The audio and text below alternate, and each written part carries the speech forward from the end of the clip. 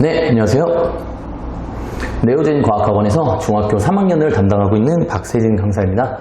네, 지금부터 2025년 1학기 중간고사 내신 문서 리포트 시작해 보도록 하겠습니다. 네, 그래서 지산중학교 3학년의 내신 문서 리포트인데요.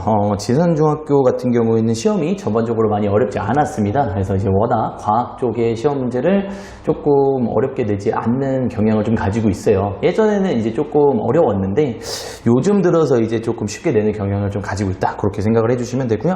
전반적으로 이제 제가 중학교 시험에서 말씀드리는 거지만 항상 이제 문제를 아예 잘못 읽는, 그죠? 이제 답을 뭐 반대로 쓴다든지 그런 실수만 하지 않았으면은 충분히 이제 고득점을 노릴 수 있는 시험이다. 그렇게 일단 말씀드릴 수 있을 것 같습니다. 그래서 일단은 뭐 특이사항은 뭐 시험 범위 같은 경우에도 뭐 다른 지역들이랑 똑같이 1단원이랑 이제 2단원 그런 식으로 순서대로 맞춰놨고요. 그리고 뭐 2단원의 시험 범위가 조금 이제 절반 정도로 봤다. 그렇게 일단 알아주시면 될 것 같습니다. 그래서 문항수도 1단원에서 13문제, 2단원에서도 12문제로 이제 밸런스 있게 조금 조절을 해주신 모습이 눈에 띕니다. 다만 이제 제가 옆에다가 적어드린 뭐 단원별 세부 문항이라고 있을 겁니다. 요 문항들 같은 경우에는 요 시험에서 이제 많이 어려웠다 그렇게 말씀드리는 건 아니고요. 그냥 이제 제가 아이들 입장에서 문제를 풀어봤을 때 좀 실수하기 좋은 유형들의 문제다. 이렇게 일단은 전달을 좀 해드리고 싶어서 준비를 했습니다. 그래서 우선적으로 보게 되면 주로 이제 대부분 1단원의 문제들 위주로 가게 되는데요. 일단은 8번 문항이 있습니다. 그래서 8번 문항 같은 경우에는 대표적인 화학 법칙, 일정 성분비 법칙을 이용해서 낸 대표 유형이라고 생각을 해주시면 되고요. 문제에서 이제 제시된 표가 있습니다. 그 표가 이제 웬만하면은 이제 그래프로 나타내주게 되는데 대표 유형들 같은 경우에, 근데 이 문제 같은 경우는 그래프로 주지 않고 그냥 이제 변화 정도로만 이렇게 나타내어 있어요. 그래서 이제 구리하고 산화구리만 딱 나타내어 있는 상태에서 그 두 개를 이용한 산소가 얼만큼 반응하냐, 그걸 통해서 이제 반응하는 물질들의 질량의 비율을 구하는 문제였거든요.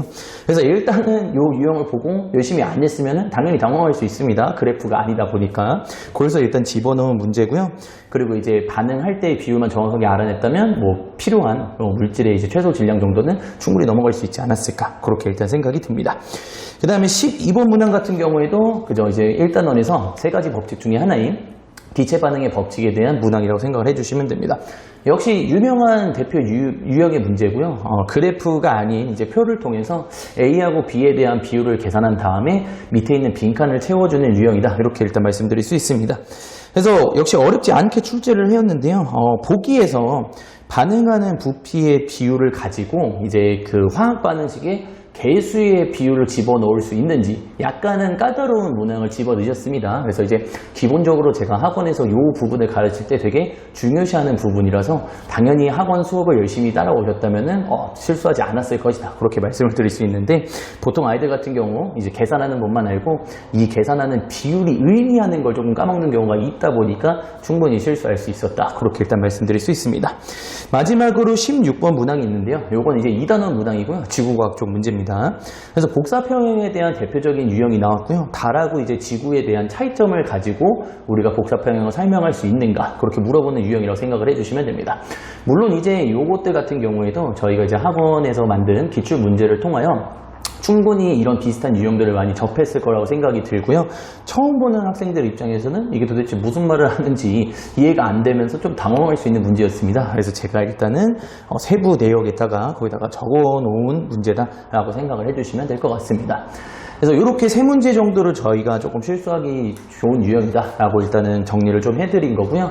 지산중학교 같은 경우에는 시험 대비를 하실 때 물론 이제 과학 시험 자체가 이제 어렵게 내지는 않습니다. 그렇다고 이제 방심을 하면 안 되고, 당연히 이제 학교에서 얘기하는 교과서적인 뭐 내용이라든지 그리고 학교 선생님께서 마지막에 정리해 주시는 내용들을 조금 잘 챙겨가게 되면은 아무래도 이제 시험 대비를 할 때 큰 무리 없이 고득점을 받을 수 있지 않을까, 그렇게 일단 말씀드릴 수 있을 것 같습니다.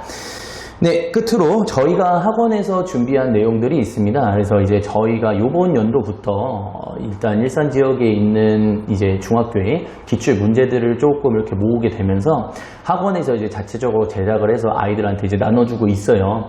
그래서 이제 그게 중학생들 입장에서는 조금은 많을 수가 있습니다. 그래서 뭐 소단원별로 저희가 다 이렇게 분리를 해서 아이들한테 여태까지 나왔던 학교들의 시험 문제야 라고 이렇게 하면서 주는 건데, 이게 아무래도 중학생이더라도 저도 이제 공부를 할 때 마지막에 있어서 내용들을 정리할 때 실제로 자기가 배웠던 개념이 이런 식으로도 학교에서는 출제를 할 수 있구나, 그런 거를 좀 많이 느끼게 해줄 수 있는 문제들이라고 생각을 합니다. 그래서 어머님들, 학부모님들께서는 조금 이제 이런 문제들이 많다고 해서 아이들이 너무 힘들어 할 수도 있지만, 그 부분은 이제 아무래도 힘든 만큼 질질적인 이제 문제들로 모아놓은 거다 보니까 아무래도 좀 더 도움이 많이 되는 문제들이겠죠. 그래서 약이 된다고 생각하고 그 문항들을 저희가 나눠줬을 때 최선을 다해서 그 문제들을 아이들이 다 챙겨갈 수 있도록 지도 한 번씩만 해주시면 좋을 것 같습니다.